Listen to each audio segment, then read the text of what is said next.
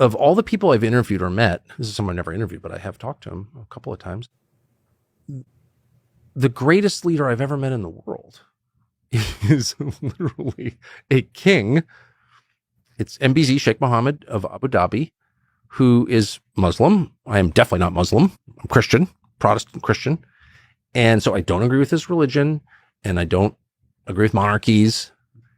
But he's the best leader in the world that I've ever met.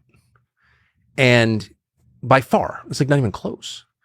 And why is that? Well, I could bore you for an hour on the subject, but the reason that he's such a good leader is because he's guided by an ever-present knowledge of his limitations and of the limits of his power and of his foresight.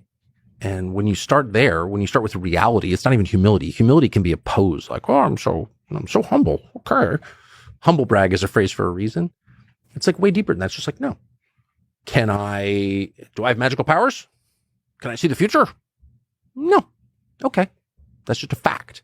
So I'm not God.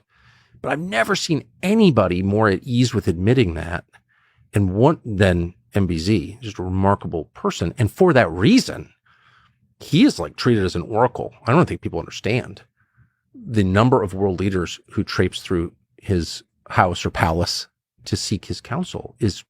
I'm not sure that there is a parallel since, I don't want to get too hyperbolic here, but honestly, since like Solomon, where people come from like around the world to ask what he thinks. Now, why would they be doing that? Because Abu Dhabi's military is so powerful. I mean, he's rich, okay, massive oil and gas deposits, but like for a lot of, so's Canada. You know what I mean? And no one is coming to Ottawa to ask Justin Trudeau what he thinks. No, it's humility. That's where wisdom comes from.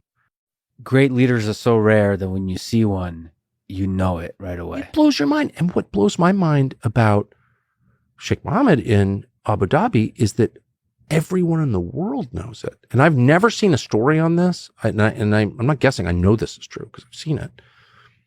Everyone in the world knows it. And so if there's a conflict, he's the only person that people call. Like everybody calls the same guy.